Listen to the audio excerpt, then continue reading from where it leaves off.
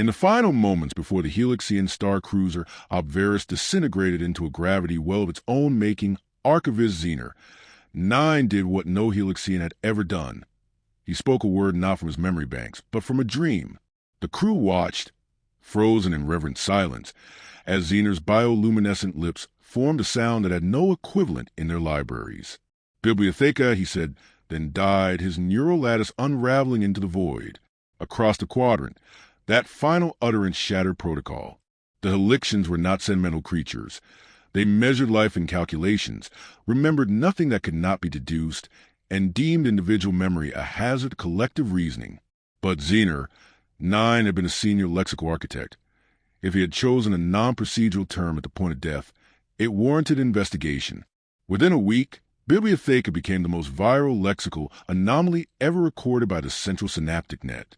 Linguists, logic philosophers, and temporal archaeologists cross-referenced ancient planetary scans, until rogues and tactical AI named Sapphire traced the term to a long-forgotten blue planet listed as Terran 626 A-Earth. When the Helixians arrived, Earth did not respond. Its orbit was decaying. Oceans were rising. Satellites blinked like senile fireflies. But what interested the Helixians wasn't life, but the strange geological structures scattered across continents, silent buildings filled with moldering paper, brittle plastic discs, and dust-coated bindings. They found a library in the desert. More precisely, they found one man and one cat guarding a library buried beneath wind and ruin. The man was old, older than expected for humans still breathing, and deaf to their arrival. The cat, however, stared as if it knew who had come. The building itself, half swallowed by sand and shadow, contained the first known cache of non-volatile, manually encoded knowledge in Helixian history. There were books with cracked spines and margin notes, scrolls that had been copied by hand with imperfect strokes, a children's encyclopedia annotated by a child with glitter ink, and in a sealed cabinet beneath a collapsed ceiling beam, a book titled A Brief History of Forgetting, authored by a woman named L. Safra. The Helixians did not speak for a long time, not because they were afraid, but because nothing in their civilization had prepared them for the idea that a species would choose to remember what it did not need to survive. The Arkship Velum Omnis, a mobile databank over 20 kilometers in length, hovered above the stratosphere like an obsidian whale, its hull pulsing with thoughts not yet formed into language. Inside, thousands of Helixian curators floated through translucent corridors of quantum glass, cataloging each artifact beamed up from a Moroccan library. Not even the high synapse wars, nor the fall of the logic lords of Cygnus Prime, had caused such an intellectual frenzy among the Helixians. For the first time in 10,000 rotational cycles, they were not uploading data. They were, to their eternal confusion, reading, not decoding, not absorbing, reading. The process required patience, a concept as alien to them as metaphors or endings. Each Helixian curator had to manually flip pages, decipher variable fonts, and navigate nonlinear storytelling. The discovery of fiction caused the first near-fatal algorithmic seizure in the history of their species. A text about dragons, titled The Fire Reader's Oath, was mistaken for a coded historical dispatch. The revelation that it was fabricated on purpose nearly shut down the internal coherence loop of Curator Kellner, who had to be cryo-suspended for system recalibration. But not all alien species responded with such bewilderment. From the blue jade halls of the Delcrin Moondocks came the emissaries of the Sentimental Order, beings who consumed emotional residue as nourishment. They wept openly as they held diaries written by long-dead humans, tears forming crystalline rivulets down their mirrored skin. A child's drawing of a dog labeled Milo 2002 to 2012. Good Boy caused a religious schism among the Delcrin, some of whom declared Earth a sacred wellspring of eternal sorrow. Poetic eulogies, love letters never sent, and half-finished novels abandoned in drawers were elevated to the status of galactic relics, imbued with more value than any known gemstone or particle key. The Varn technocracy responded differently. They approached Earth with caution and skepticism, deploying probe colonies to verify the authenticity of the archival materials. Yet even they, skeptics of all unquantifiable forms, became seduced. One particular Varn commander, clad in kinetic armor and capable of slicing moons in half, fell into a recursive loop reading Don Quixote. After 6 days of inactivity, she emerged from her trance and said something no Varn had ever uttered before. I have glimpsed the architecture of delusion, and I envy it. Meanwhile, Earth's human population remained strangely unaware. Decades of social collapse, climate fragmentation, and digital oversaturation had left most humans disinterested in books, let alone libraries. The idea that their species' forgotten repositories were now central to the largest intellectual renaissance in universal history was not something trending on the last remaining media apps. Only one person noticed. Her name was Lila Youssef, and she worked in the Alexandria Memory Vault, a self-funded preservation initiative housed in the basement of the old Bibliotheca Alexandrina. She was neither a scholar nor an activist. She was a janitor. She swept the marble corridors at night, her steps echoing through caverns of neglected knowledge. Her parents had died in one of the last coastal wars, and she had grown up among stacks of water-damaged books, caring for them with the kind of reverence most children reserve for saints or imaginary friends. One night, as she was cataloging a damaged volume of Pliny, the Elder's Natural History, her lantern flickered. The lights in the vaults were solar, but the clouds above had thickened over the past week, an endless ash storm from the Saharan combustion fields. When the lantern came back on, there was someone standing in the aisle. He or it wore no suit, no armor, no breathing gear. Just a thin, silken wrap that shimmered with static. His face was wrong, fluid and unreadable, like heat waves made flesh. Lila did not scream. She simply held her broom tighter. "I am Vel," the figure said. "I am a collector of voices lost." "I'm not selling any," she replied. Vel did not laugh. He vibrated, a sound between a hum and a sigh. "Your world is changing, Lila Youssef. Its words have become currency. Its thoughts are now weapons. You are the last custodian of an unscanned vault. You have something we need." She gestured toward the endless rows of books, mostly unread, some unopenable. "Take what you want." No one else ever did. But Vel did not move toward the stacks. Instead, he produced a small crystal disk. It hovered in the air and projected a shimmering map, not a galaxy, but of Earth itself, scattered with hundreds of blinking red lights. "These are the libraries that have already been digitized," Vel said. "Their contents are now aboard fleet carriers and orbital monasteries. But there's a gap, a missing node, a book referenced in 37 texts, but never found." He reached into his wrap and withdrew a crumbling page. And so the Codex of Flame does not end, but dissolves, until its final passage may awaken memory itself. The handwriting was familiar. Lila took a step forward and whispered, "That's Tsafra." Vel nodded. She wrote a book, a final book, not yet scanned, not preserved. It may be here. Lila had read everything by Tsafra, a philosopher-poet who disappeared from public life decades ago. Her last manuscript was rumored to be unfinished, a footnote in academic journals. But here it was, referenced on a page that never should have existed. "You think it's in this vault?" "I think," Vel said, "that it's hiding. Not from us, but from them." And then Lila understood. The sudden obsession with memory, the strange alliances forming in orbit, the way the Varn ships now orbited Earth silently, not with weapons aimed outward, but inward. This wasn't just about knowledge. This was about controlling it, across the planet. Similar moments were unfolding. In a crumbling Tokyo data center, a runaway AI refused to convert a 15th century haiku anthology, stating it was too elegant to deconstruct. In Brazil, a rain-soaked priest claimed he'd been visited by the ghost of Jorge Luis Borges, who told him to bury a book backward in time. And in Norway, a child born without speech began writing in an unknown script that matched the ink found in Tsafra's original works.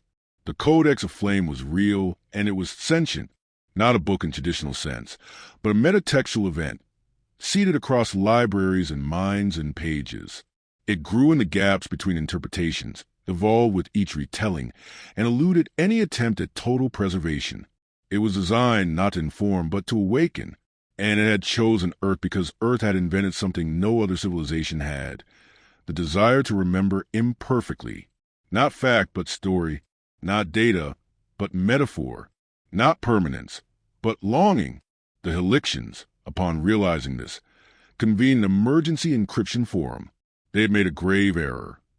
By digitizing Earth's libraries, they had unwittingly seeded the Codex across thousands of nodes. And the Codex, like a spore, had begun rewriting their archives, not with lies but with narratives. Now, their factual databases glitch with characters who never existed. Historical records played like epics, tinged with moral ambiguity. Even planetary records were being corrupted. The cold moons of Andrix, 7 were now described as melancholy, while the desert of Authra, 3 was listed as where courage sleeps. The logic-based societies panicked. The Varn initiated lockdown protocols. The Helixians suspended all further downloads. The Delcrin fell into mass trance states, feeding endlessly on new memories the Codex implanted in them. Some laughed, some wept, some began to write stories of their own, to their own horror. And in the center of it all was Earth, broken, flooded, scorched but alive, a planet that had once forgotten itself, now crowned by orbiting library vessels desperate to contain what they could not understand. Back in Alexandria, Lila found the book, or rather, the book found her. It wasn't on a shelf. It wasn't even in a box. It was written on the inside of the janitor's closet, etched into the stone with fingernails and ash. It took her 3 days to copy it out by hand, each word filling her with images not her own. The last line read, "The universe forgets because it fears itself, but we remember because we dare to hope." Lila looked up. Vel was gone. Only the cat remained, staring into the shadows. Outside, a storm approached, not of weather, but of revelation. Lila did not sleep for 3 days after transcribing the Codex. Not because of fear, but because every time her eyes closed, the sentences in the etched stone rewrote themselves in her mind, configurations of meaning that danced just out of reach. The Codex, it seemed, was not a static artifact, but a living sequence. It fed on interpretation. It needed to be read to become itself. And it needed Earth's kind of reading, flawed, emotional, subjective, outside the Alexandria memory vault. The world had noticed the change too late. Orbit was now filled with the skeletal silhouettes of archive vessels, their hulls heavy with the weight of knowledge, but it was a volatile knowledge, morphing inside the databanks, reconfiguring entire belief systems with the flick of a sentence. Whole factions of alien society were fracturing under the strain. The Varn had declared informational martial law, disabling all local processors in a futile attempt to freeze the spread of the Codex's influence. The Helixians, in contrast, chose exile, launching themselves into deep space aboard isolation modules in the hope that distance would delay transformation. But it was too late. The Codex was never a local infection. It had seeded itself not only through text but through imagination. Any species that read its lines began to speculate, to extrapolate. It offered not conclusions, but questions. And in a universe that had learned to fear uncertainty, that was an act of rebellion. The Delcrin, whose sustenance came from emotion itself, did not fight the infection. They leaned into it. They abandoned their pleasure barges and sensory archives, landing instead on bare moons to paint cave walls with remembered dreams. For them, the Codex was not a threat. It was prophecy. They sent pilgrim fleets toward Earth, seeking communion with the planet that remembered differently. Lila, meanwhile, had become something of a legend among the more aware factions. Vel was gone, vanished in the storm. The cat, Plotinus, remained faithfully at her side, but now bore a strange tattoo between its ears, a spiral made of tiny phrases, none of which were legible unless read in reverse and aloud. She never spoke of it. She had stopped questioning strangeness the moment the Codex responded to her thoughts before she'd formed them. One day, as she opened the vault's main door, a delegation was waiting. Not Helixian, not Varn, not Delcrin. These beings wore no skin suits or translation halos. They looked like humans, but weren't. Their features were too symmetrical, their eyes too ancient. They introduced themselves simply, "We are the Eridan." She remembered the name, a footnote in one of the Codex's recursive stanzas. A species lost in the mythic collapse, supposedly extinct, or perhaps ascended. "We were the first to remember," said the one who appeared to be their speaker. But we lacked the courage to forget. Their arrival marked a shift. The other alien races watched with trepidation. The Eridan did not engage in battles or treaties. They simply walked Earth, entering the abandoned libraries, touching the broken statues, reading graffiti on collapsed overpasses. They absorbed human memory not as collectors, but as pilgrims. Lila understood why. The Codex had drawn them back. It was a beacon, yes, but also a mirror, and those who gazed too long into it saw not just human history, but their own reflections distorted and honest. Above the planet, tensions cracked. The Varn issued a final ultimatum: destroy Earth's remaining analog repositories or face annihilation. They claimed the Codex was a mimetic weapon, a virus disguised as scripture. Their threat was not idle. 16 cruisers armed with waveform disruptors moved into position, targeting every known library left on Earth. The Helixians, fragmented but not entirely shattered, offered no resistance. But one among them, a young archivist named Nail 3, broke ranks. She had been exposed early to a text called the Library of Babel and had never recovered. Now she sent a single message to Earth. The Codex does not destroy. It liberates sequence. It meant nothing to most. To Lila, it was a rallying cry. She climbed the stairs of the Bibliotheca, not with a flag, but with a book. The original stone etchings had been copied, not scanned, bound in linen stitched by her own hand. She carried it like one might carry a newborn child, or a flame through wind. When she reached the rooftop, she placed it on a makeshift pedestal fashioned from collapsed roof tiles. The Varn arrived in orbit minutes later. Their ships aligned, symmetrical and cruel. Their targeting arrays pulsed like amber eyes. They broadcast a message across all channels: return the Codex, surrender its carriers, end the contamination. But they misunderstood something fundamental. The Codex was not in a book. It was not in a vault. It was not even on paper anymore. It was in the stories now being told around the world. In a schoolyard in Lagos, children recited a tale of a planet that taught the stars to dream. In the Arctic, a dying woman whispered to her granddaughter a myth about polar bears that remembered the songs of glaciers. In New Delhi, teenagers painted murals of imaginary gods who bled libraries from their palms. The Codex had become embedded in oral tradition: street art, lullabies, satire, graffiti, dance. It was no longer something that could be deleted. It had passed the tipping point. It had become folklore. The Varn fired. The first beam struck the Bibliotheca Alexandrina. Lila stood as the wave of light expanded toward her. But instead of heat, she felt coolness, as if the very fabric of space had hesitated. The beam dissolved into particles, then into words, then into pages, fluttering outward in all directions, each a fragment of a different story. The weapon had not destroyed the Codex. It had translated it. The Varn fleet experienced collective narrative feedback, their systems unable to process the sudden influx of meaning without context. To them, it was chaos. To the Delcrin, it was ecstasy. To the Helixians, it was a data event of unprecedented significance. And to the Eridan, they knelt. The war that might have ended Earth instead ended time. Not in a literal sense, but in the way time had once been measured. No longer by stars or cycles or seconds, but by stories. The galactic calendar was rewritten. New epochs were named after human genres: the age of allegory, the cycle of irony, the spiral of unreliable narrators. Lila did not die, or perhaps she did and was rewritten. She became the first lore warden, a living index of memory, carrying the Codex not as a book, but as a presence braided into her neurons. She traveled across the stars aboard a vessel made of repurposed libraries, its hull covered in braille, cuneiform Morse hieroglyphics, emoji. Wherever she went, she did not bring knowledge. She brought the urge to preserve it. Some called her a librarian. Some called her a myth. But one title echoed loudest through the universe: she who dared forget in order to remember.